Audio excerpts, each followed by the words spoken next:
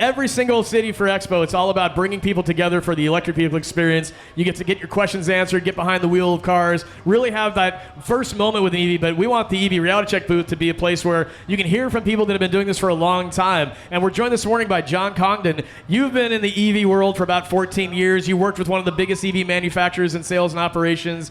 You've also seen how the sausage is made. But at the same time, too, you're an advocate, and you also are someone who's, again, from the EV perspective, this is important to you to see us progress for EV adoption. But through your career, what have you seen thus far that you see has gotten us to where we're at right now that you're excited about? So, first off, not as many years as Pedro, but about 14 years with EVs. I've had a lot of different brands that I started with. I was one of the first people in Chicago to have a Nissan Leaf, if you can imagine that, and other makes and models over the time too. What's really interesting, in my perspective, is that Chicago or the Midwest is not really well known as a haven for EVs. Some of that has to do with perception. Part of it also has to do with the aspect related to charging, things like that. What I am really encouraged to see since the early days is that new housing in Chicago, whether it be down in the city or out in the suburbs, you basically have an EV car charger in your garage installed when you buy that new house or that new apartment. Yeah, it's charger ready essentially, right? Yeah. So you don't have to go out and find an electrician. It's like it's waiting for you to just put your charger in. Right, and that's an important aspect in our wonderful Chicago winters. The one thing that's really great about EVs, and some people know this, a lot of people don't, is that when you transition from a gas-powered car to an EV, you can warm it up in your garage without the whole aspect of carbon monoxide and things. So that when you're ready to go for the day, it's all warm and toasty, you get heat steering wheel going and everything else. And then even when you get ready to leave for the day at your workplace, you can precondition the car as well. A lot of people don't realize this, but it's an important aspect of it. Well, again, EV ownership is something that it transitions how you know how to use your car in a lot of ways, and that's based on the fact that you're not using a fuel that has been, people are accustomed to how gasoline works, but using electricity as fuel and having the access to your car in a garage, turning it on, getting it warmed up, all those things. Yeah, you couldn't pull it off back in the day with a gas car. You'd have to open up the garage if you wanted to, quote, warm up. That's not exactly helpful if you're trying to keep the cold out. No. One other aspect here that's actually at the show, and there's still time for incentives, is I also have solar panels on my roof. Okay, so yeah. Basically, my car runs for free, if you will, off my solar power. I've got solar at home too. Yeah, so that's a great idea. Okay, so that's one thing that a lot of people don't understand, right? A lot of people say, well, yeah, I'm charging my car at home, but it's going to cost me X amount of dollars. Well, you can actually offset that to almost zero by using solar panels. Yes. Now you can even use some of these batteries that are in some of these EVs, and you can put them on your wall. And now you have an energy storage system that you can capture the energy from the sun, store it in the battery, and then charge your car. So how do you see that benefiting you? So what's really interesting about it, ComEd, who is our utility where I am, they're kind of evolving some things, and now many providers of solar panels are selling only combination units, which means they'll sell you basically a battery backup at the same time. Where I live, it's not really a big deal, but one of the things they are encouraging, and actually just got another reminder from ComEd, even though I already have solar panels, now is the time to do this, if you're going to consider doing it. They have what's called net metering still for some of our older people who have actually put solar panels in, and you basically book credits during the summer months where you may not use it all, use it in the winter. So my electric bill is $19 a month. Yeah, that's a great point. And the net metering term, I think a lot of people go, what the heck does that even mean? But to your point, it's really about gaining credits for later on in the year. Because when you have solar panels and you're producing energy that you don't use, the utility can look at that and say, hey, you're giving us a lot of energy back. You're banking those dollars. So to your point, just month to month to month, because you have those panels and you get those credits, you're not spending on your utility bill basically ever except for the hookup fee, essentially, right? Right. And how they're doing that right now too, with net metering going away, is obviously the battery backup aspect, because now you're able to store that energy. Many of the newer EVs nowadays too are having the ability to basically charge your house from the car, reverse. And so that's another plus as well. But the big thing is you're not going to lose this aspect of solar, regardless of when you install it or take advantage of it too. And the payback, if you will, or the break-even point on solar panels is getting shorter and shorter nowadays too. Well, yeah, it used to be basically your lifetime. Now it's at least gotten down to the point It's it's years. about 6 years. Yeah, and that's. I mean, I installed solar and home batteries in my house. This is probably about 4 years ago now, and that's what we've been seeing. Is you just, as time wears on, you're collecting the benefit of it. And this is, again, it requires investment. But there's a lot of incentives out there now for solar as well. And Huge. This is something that we don't, as a society, we haven't talked about virtually ever, because it almost has sounded like science fiction. But we can own and control our energy production. And that's something that electrification is really what it lends to that. And EVs, obviously, they're kind of the best gateway to getting people into that type of a product. Yeah, and if you want to talk about, storing your own energy, creating your own energy, and being in charge of your own energy, there's also wind. I mean, we see the wind blowing right now. In the area where I live, I get a lot of wind, and I have a small wind turbine that can power, my cell phone and stuff like that. But if I up that and get a larger turbine, I could easily power my house, charge my car, and do everything that I need and control my own power. So what would you say as far as to the people that are listening to get them to understand solar and wind and other ways of generating their own power? So the big thing is it's alternative forms of energy. The important aspect of it, you're not using any fossil fuels at all. So there's no harm to the environment, if you will. And one of the real positives here in the Midwest is, what do you see? Lots of flat land. So you'll see tons and tons of windmill type farms, whether you go to Indiana, Nebraska, any of the flat areas itself. And many times a lot of them are co-opted, if you will, so that you can tap into that environmentally friendly power. And that's the biggest thing too. I mean, I have my son's here with me today, and we obviously want the next generations to breathe the air, clean air and stuff. And what has been proven, California especially, is that this change over to EVs and the whole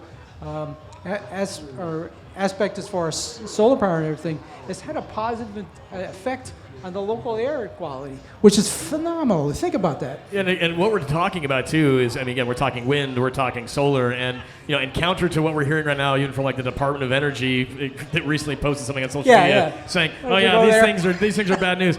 We actually have to speak to the people that are in the industries that are experts at it. And again, it's a pity that we have, again, frankly, just disinformation coming from people that are in charge of this topic right now. But the facts remain is that if you've lived the experience of, again, you've got a turbine, you've lived the experience of having solar, when you can produce and own your own energy and how you manage it, it really is, it's game changing in how you can then operate other things, including transportation. So again, 14 years of experience again with the work you've done in the realm of EVs. We talked a little bit about before we started about in the operations and sales work you've done. There'd be people that would walk in and kind of give you grief around, there's something they read on the internet that was completely false. So one thing about Expo and one thing about EV Reality Check is just being that is a reality check on things. Where do you see communication and misinformation being, how do we counter that from your perspective and the experience that you've had? What are the successes you've had to counter some of the points that have been, just frankly wrong? Okay. I guess the biggest thing on that is having one-on-one conversations. If you get to that point with people, basically you're not trying to reason with them. They're entitled to their opinion. You start right off saying that you're entitled to your opinion, but here are the facts. And many of them, we turn them into positive thinkers by simply having a test drive with them too. I can't believe how fast this car, how quiet this car is, how far can it go? And they'll ask us about our trip experiences. And we didn't talk about that yet, but in the early days, it was tough. It was really tough. Oh yeah, 14 years ago, going on a road trip with an EV, it required a lot of extra effort. Yeah, a lot of anxiety. That's what they call it, range anxiety. Yeah. But nowadays, with the whole standard changing, so all the automakers are going to use the same kind of plug. And the simple fact is that they're starting to put these superchargers or high-speed chargers at gas stations. Can you believe that? Well, again, Buc-ee's in Texas has, there's certain Buc-ee's that have 60 charges at them. That's ranging from, Tesla's supercharger network. There are Mercedes-Benz high-powered chargers that are there. Yeah. And so we're seeing a lot, and finally actually seeing, too, a lot of major players getting involved in the charging space. That ranges from, Tesla's been a leader on this, but we've talked about other networks that have been around for a while that are improving, EVgo, Electrify America, but now Iona, BP. Mercedes, BP's getting involved. Chevron. That's really encouraging. And the other thing is, too, is that, granted, there are some people who are not ready to jump full board. So some of the manufacturers that also sell ICEs are basically trying to meet them halfway. They have plug-in hybrid electrics.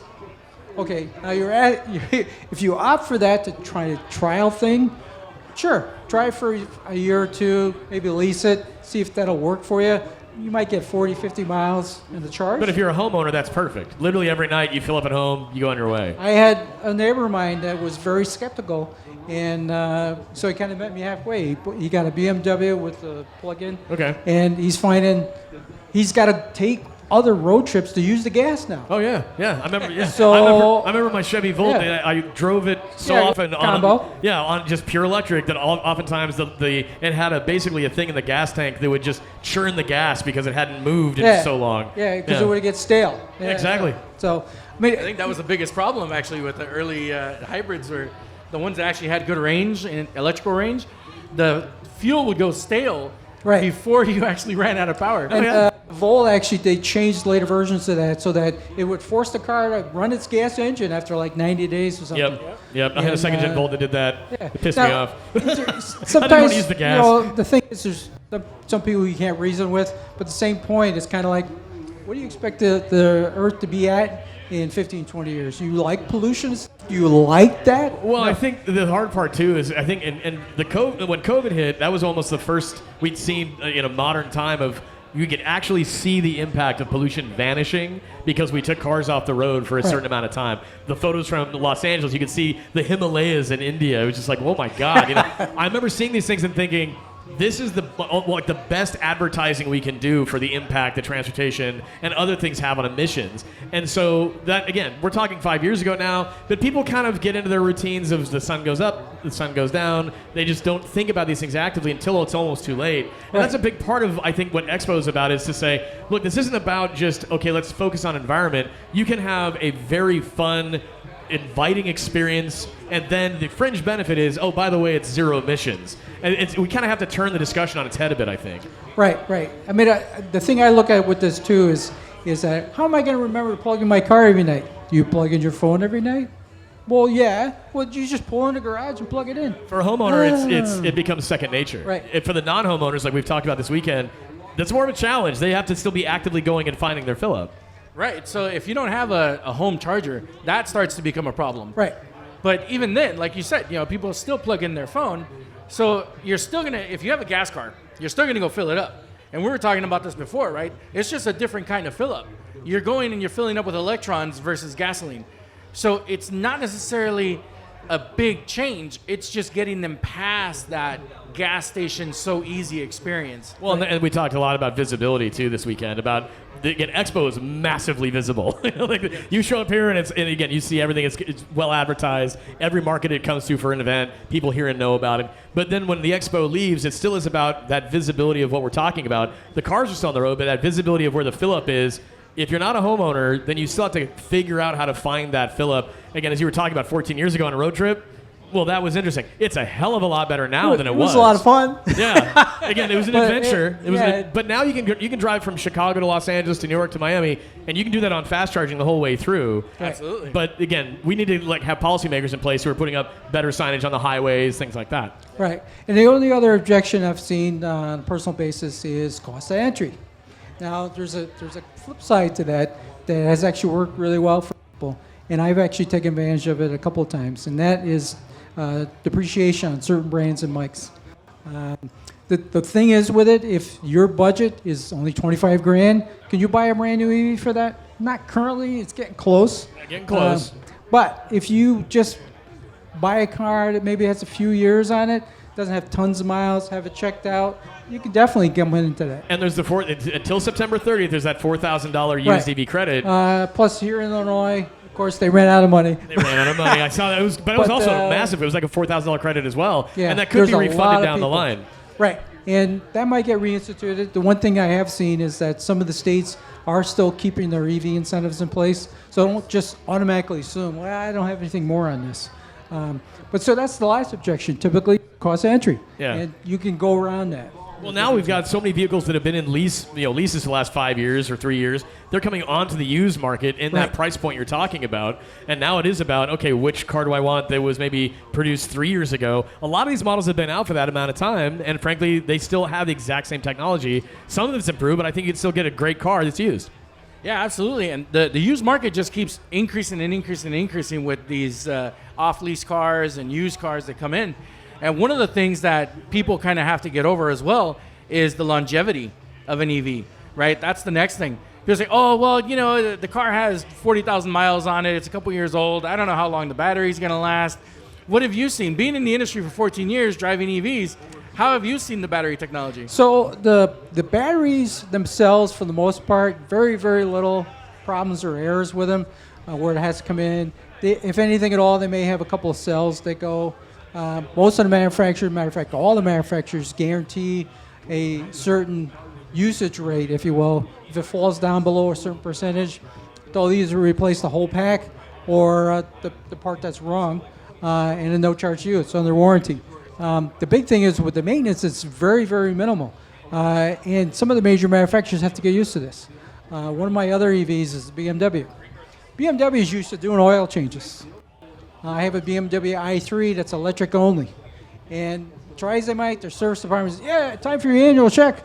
Well, the car says, I got 2 years because all they need is a brake fluid. Oh, yeah, that's right. Yeah, never mind. No, they've got systems in place that have been designed for gas car experiences. And again, in that respect, it's regimented. You should be coming in for that. EVs, it's not the same cycle. No. Right. They're getting better at it. I remember seeing an Audi EV once where there was an oil change reminder. It popped up on the display. It's like, I've seen that too. dude, come on. Yes. Unfortunately, some of the mainstream auto brands They're still that reconfigured their gas vehicles to electric haven't really figured out how to take off all that gas stuff. Yeah, they've had to. Well, again, they're still going through the process of reimagining who they are as a company in some ways because they're addressing two fuel experiences and two ownership experiences with the same software. Right.